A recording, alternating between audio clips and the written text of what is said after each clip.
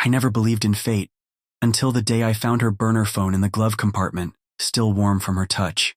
It didn't ring, it didn't buzz, but it screamed the truth so loud, it split my life in two. My name is Derek Holden. I'm 45, born and raised in Dayton, Ohio. I work in commercial construction, senior project manager at a big firm that handles hospitals and high-rises. I'm a quiet guy. Get up early, pack my own lunch, pay my taxes, go home to a clean house in the suburbs, married to the same woman for 16 years, or at least I thought I was. Her name is Valerie. She was my college sweetheart. Blonde hair, green eyes, the kind of laugh that made strangers look over and smile. We were the couple everyone thought had it figured out. House in the cul-de-sac, 2 kids, a golden retriever, cookouts on weekends. But here's the thing about people like me. We miss the signs until they slap us in the face. The slap came on a rainy Tuesday. I just dropped our son Ben off at soccer practice and stopped by Val's SUV to switch out the car seats. She'd borrowed my truck that day, said hers was low on gas. Harmless, routine. But when I opened the glove box looking for her insurance card, I found it. A cheap little flip phone. My gut twisted. My first thought was, drug dealing? Stupid, right? But that's how far I was from suspecting the real truth. I opened it. No lock screen, just messages. Dozens of them. All from a contact labeled T. Can't wait to see you again tonight. Still thinking about Sunday. You're amazing. Did he suspect anything after last weekend? My hands went cold.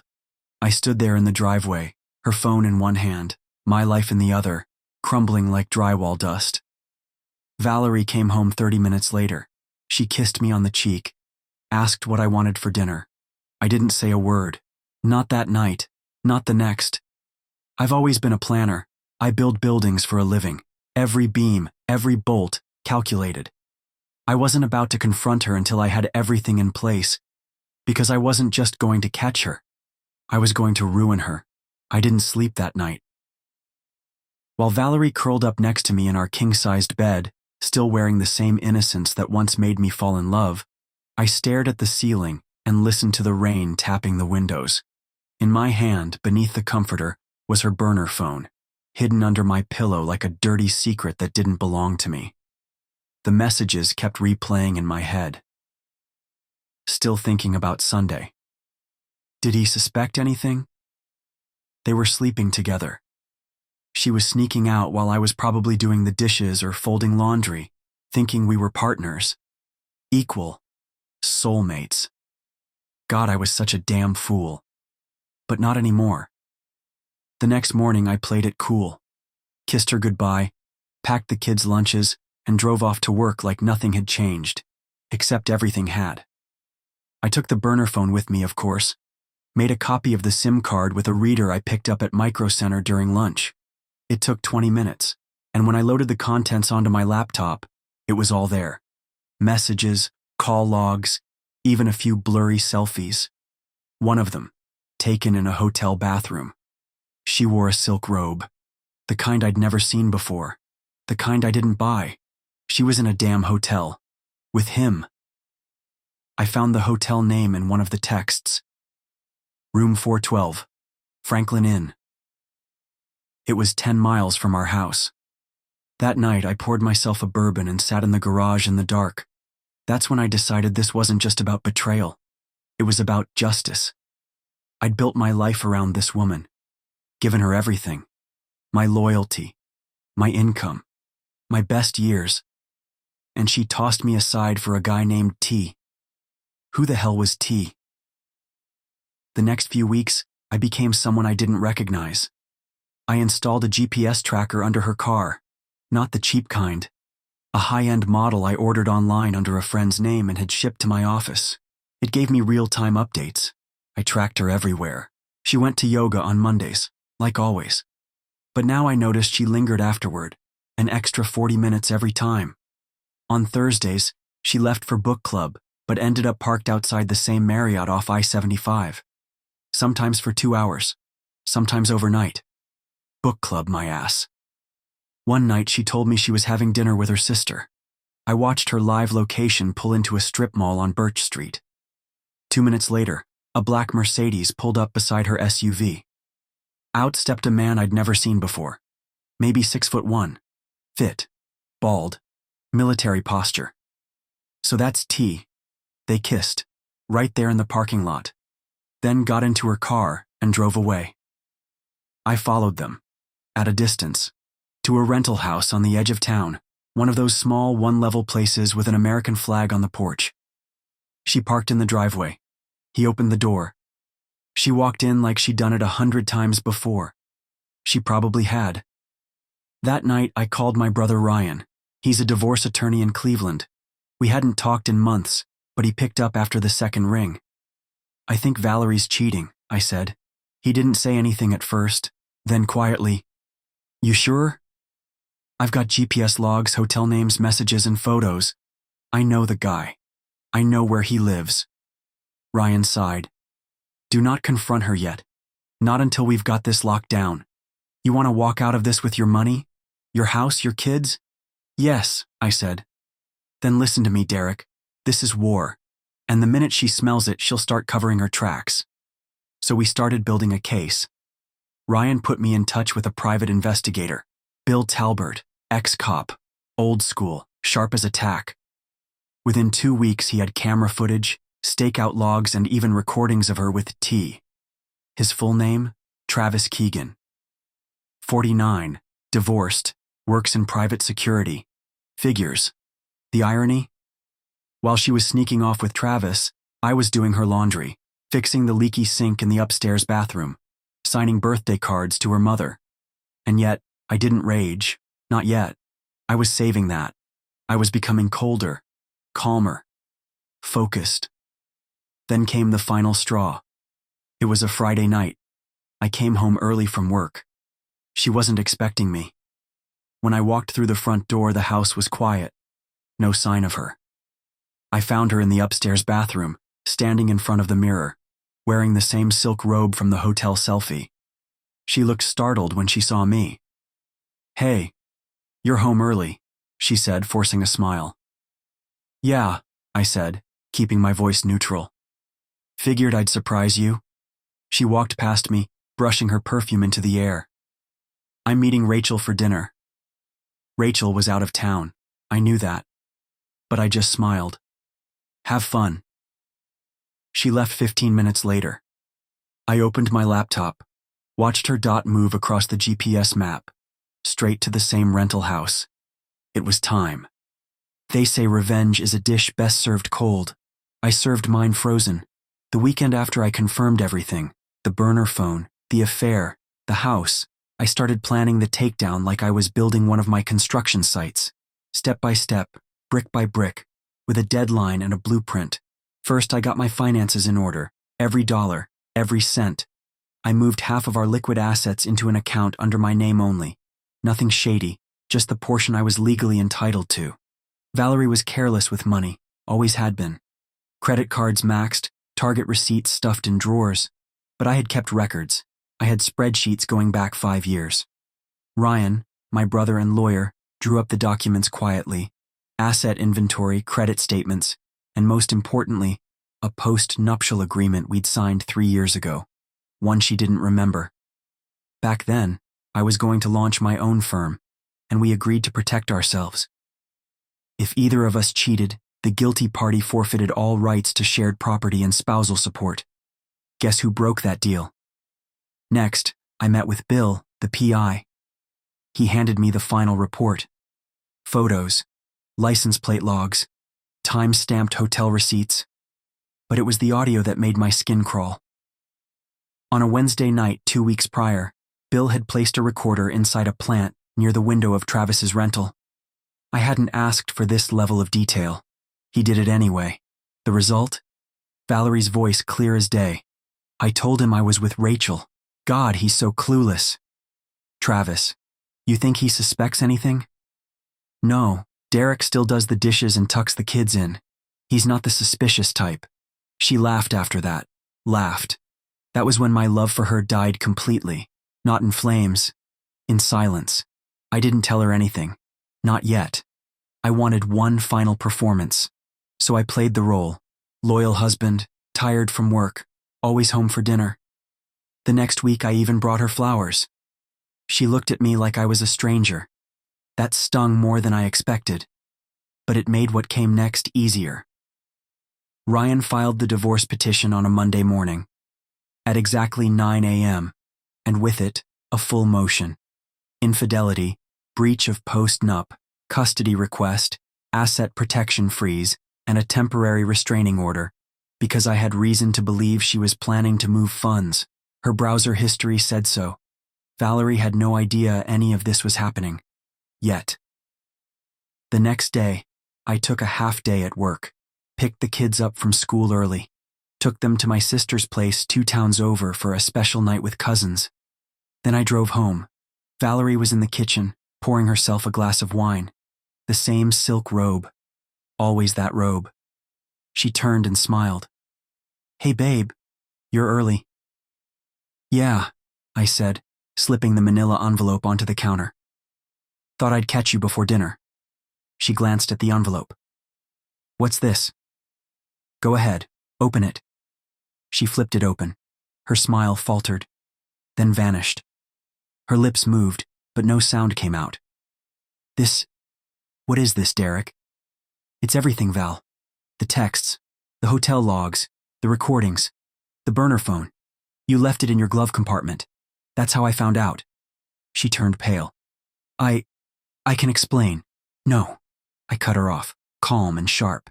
"You can't, and you won't, because this isn't a conversation anymore. This is a legal process now. You've been served." She took a shaky breath. "You talked to a lawyer?" "Not just any lawyer. Ryan, my brother." Her jaw dropped. "You brought your family into this?" "No, you did when you brought him into our home, when you laughed about me behind my back." She slumped against the counter, hand over her mouth. Her eyes welled up. I felt nothing. "You'll hear from the court," I said. "I'm filing for sole custody. I've got records. I've got proof.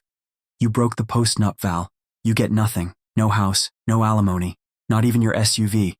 It's in my name. All of it." "But Derek, please, this doesn't have to be like this." "Oh, it does. You made sure of that." She reached for my arm. I pulled away. "And one more thing," I added, walking toward the door. "Travis, I hope he likes broke, legally vulnerable women. Because once this is over, he'll be next." Her voice cracked. "What do you mean?" I turned back with a small, cold smile. "You'll see. 2 days after I served Valerie, I received an email from her attorney. She had lawyered up. Fast. A boutique firm downtown with a reputation for high-stakes divorce cases. But her response was panicked. She was contesting everything. The post-nup, the custody, even the bank account transfers. Didn't matter. Because I had receipts, documentation, surveillance. She didn't know I'd already provided Ryan with signed affidavits from Bill, the PI, and digital backups of all correspondence, times, dates, photos, everything admissible. What she also didn't know. Travis Keegan wasn't just her lover. He was already on probation for a prior fraud case involving identity theft and wire transfers. The man she thought was her knight in shining armor was legally one step from wearing an ankle monitor. I made sure she found out. I called in a favor from a client of mine. Greg, a retired cop turned investigator for a major insurance firm. In exchange for helping him with a construction bid for one of his new properties, he agreed to dig a little deeper into Travis. And oh boy, did he find some gold. Travis had been married twice. His last ex filed a restraining order, citing emotional coercion and financial manipulation. Both of them had bank accounts drained during the relationship. I didn't have to do much. Just one anonymous email, a PDF of the findings, plus screenshots of the texts between him and Valerie, with one labeled, "I'll make sure he never sees it coming." The next morning, she was blowing up my phone. Valerie, missed call. Valerie, voicemail. "Derek, please call me. I didn't know. I swear to God, I didn't know about Travis. I need to talk to you. Please. For the kids. Just call me." "No, Val. You made your bed. Now you're going to lie in it. With him. Court hearings started 2 weeks later. Ryan was calm, methodical, brilliant in front of the judge. Valerie's team argued the post-nup was unreasonable, that she was emotionally manipulated into signing it. But Ryan had a record of her initial email agreeing to it, before it was even drafted, and a notarized copy where she'd signed voluntarily. Strike one. Then came custody. She wanted 50-50, maybe even primary. I showed the judge the GPS logs, her hotel visits, her nights away. She said she was reconnecting with herself. I showed the photos of her sneaking into Travis's place. Strike two. Finally, the finances. She cried when we froze the joint accounts, begged the judge to unfreeze just enough to live. But Ryan calmly pointed out that she had created a secret account of her own. We had the routing number and deposits traced from her Venmo activity. Strike three. But I wasn't done yet. Valerie thought her life was falling apart. She had no idea how far the floor could drop. Remember that email I sent her? The one with Travis's background report? She confronted him. According to Bill, who was still tailing them, the argument spilled out onto the rental house's front lawn. Neighbors heard her scream, "You told me you were clean. I trusted you. You used me just like the others?" Bill caught the whole thing on video. I made sure the footage reached Valerie's attorney. Quietly. Legally. Just enough to show the court that the man she was choosing over her husband and children was dangerous, manipulative, and potentially criminal. After that, her attorney called for mediation. She wanted to settle. But I wasn't ready to forgive. Not yet. The day we signed the divorce decree, Valerie looked like a ghost. No makeup, hair pulled back, wearing the same clothes I once bought her for our anniversary trip to Napa. She didn't say much, just stared at the table. The judge signed the documents, handed them to the clerk. It was done. 18 years of marriage, reduced to paper and ink. Outside the courthouse, she approached me, tears in her eyes. "Derek, I never meant to hurt you." I looked at her and said the one truth that had kept me going. "I wasn't just hurt, I was betrayed. You chose someone else and it cost you everything." She nodded like she already knew. "Are you happy now?" she whispered. "No," I said, "but I'm free." And then I walked away. Winning feels good, on paper. In reality, it's quieter than I expected. After the gavel came down, and Valerie walked out of that courthouse looking like a woman shattered by her own decisions, I didn't feel the victory I imagined. No celebratory champagne, no chest-pounding moment of "I showed her." Just silence. The kind that echoes through a now half-empty house. The kids were with me full-time now. That helped. Gave me purpose, structure. But when they went to sleep, I sat on that couch alone, staring at the spot where she used to fold laundry while humming off key to Adele. And that's when it hit me. Revenge isn't the end of the story. Rebuilding is. I threw myself into the business, expanded my construction company, new contracts, new staff. Ryan and I even started a small property development side project. The grind kept me sane. My hands were always calloused and my calendar full. But the emotional bruises? They don't fade as easily. I'd stand in front of the mirror sometimes and barely recognize myself. Not the crow's feet or the gray in my beard. Those were earned. It was the weight in my eyes, the mistrust, the exhaustion of pretending everything was okay for the kids' sake. My daughter Ellie noticed. "Daddy, why don't you laugh anymore?" she asked one night. I didn't know what to say. Because how do you explain to a 9-year-old that love is a loaded gun, and sometimes the person holding it is the one who kissed you goodnight? 3 months after the divorce, I bumped into Rachel, Valerie's best friend, the one she claimed to be with every time she snuck off to Travis. We ran into each other at Target. I was grabbing a school project board for Alex, my son. She was walking out of the wine aisle with 2 bottles and an exhausted look. "Derek?" I turned. "Rachel. Hey."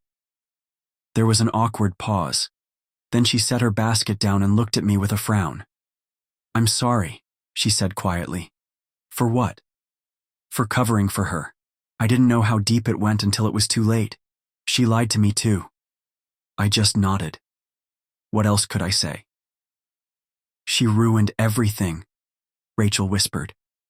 "And now she's living in a studio apartment, fighting with Travis every other day. She wants to talk to you." "She shouldn't." "She knows," she replied, and walked off without another word. But Rachel showing up planted something unexpected in me, a tiny crack in the bitterness. And when she texted me 2 weeks later to say she had a leftover school book Alex left at her place from a past play date, I agreed to meet. We talked for 30 minutes in the school parking lot, then 60 the next week over coffee. It turned into late-night calls, shared stories, laughter, the real kind. I felt human again, not broken, not vengeful, just seen. I asked her once, "How did you stay friends with someone like Valerie?" She shook her head. "I didn't. Not really. I stayed out of guilt. Valerie used to be different. We both watched her change. Into what? Someone who thought love was a trophy she could trade in for a newer one. I didn't rush into anything." Rachel respected that. But the more time we spent together, the more natural it felt. Like she knew what pieces I had left and handled them carefully. Not like Valerie, who took those pieces and reshaped them into weapons. But I didn't bring up Valerie anymore. I didn't need to. I'd already buried that part of my life under enough evidence and court orders. Now I wanted something real, something honest, and it came quietly. One night, sitting on my back porch, kids asleep inside, Rachel leaned into me and said, "You're not as broken as you think, Derek. You just stopped letting yourself hope." I held her hand for a long time.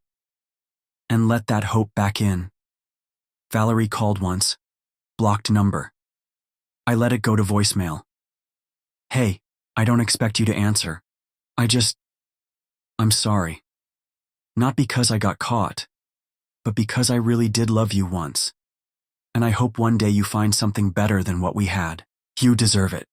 That was the last time I heard her voice. No closure, just a quiet admission and an apology too late. And maybe that's all I needed. They say time heals all wounds. Maybe. But I've learned time doesn't heal what you don't deal with. It just buries it deeper, until something, or someone, digs it up. That's what happened 6 months after the divorce, when I got a call from Valerie's sister, Lauren. "Derek," she said hesitantly, "I wouldn't bother you if it weren't important, but Valerie's in trouble." Apparently, things with Travis had completely unraveled. He was arrested on charges of wire fraud and identity theft again. The FBI raided the condo they were renting. Valerie had been questioned, released, but rattled. The studio apartment she'd been staying in was paid for by Travis, and now that account was frozen. She was broke. No savings, no support. Worse, she'd lost her job. Word got around.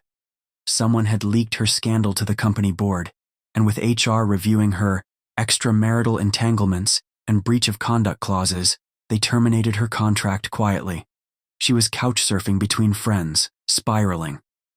And now, Lauren said, she wanted to see the kids. I'll be honest, my first reaction was rage.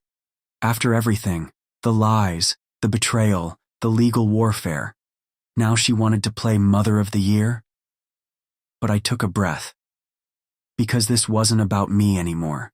This was about Alex and Ellie. They were older now. They'd seen things, heard whispers at school.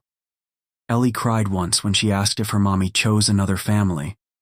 I couldn't protect them from that forever, but I could help them process it. So I agreed to one supervised meeting at a neutral public place, under one condition. Valerie had to show up clean, sober, and sincere. She arrived looking 10 years older, thinner, hunched, worn down by consequences that hit harder than any revenge I could have planned. Her makeup was gone, her expensive purse replaced by a canvas tote. But what struck me most was her eyes. They were vacant, not cold, just empty. Ellie clung to me the entire time. Alex barely spoke, Valerie sat across from them in the park and tried to smile, voice trembling. "I miss you guys so much," she whispered. "Every single day." Ellie looked away. Alex stared at her like he didn't recognize the woman who used to read him bedtime stories. And that's when I knew. Whatever punishment I'd hoped life would serve her, it already had. That night I sat with Rachel on the porch swing while the kids played inside. I told her everything. She didn't interrupt, just listened, like she always did. When I was done, I said, "I don't feel good about any of it. Not the courtroom wins, not the money, not even the revenge. You know what I feel?" "What?" she asked, relieved. She nodded. "You finally let it go." Not long after, I filed for a final protective clause in the custody agreement. It outlined clearly what visitation would look like, if any. It also sealed the financial terms, blocking any future alimony claims no matter Valerie's situation. It was the last nail in the coffin, not out of cruelty, out of necessity. I'd protected my kids, my future, my peace. 2 years passed. Rachel and I got engaged, quiet ceremony, just us and the kids. Ellie wore a yellow flower crown. Alex gave me the rings. We moved into a bigger house outside of town, started a new chapter. Valerie moved out of state. She sends birthday cards now, never asks for anything else. Sometimes I wonder what might have happened if I never found that burner phone in the glove compartment. If I kept driving blind, trusting blindly. But betrayal has a funny way of waking you up. It teaches you the value of truth, of loyalty, of boundaries, and most of all, it teaches you that revenge might taste sweet, but redemption, that's the real meal.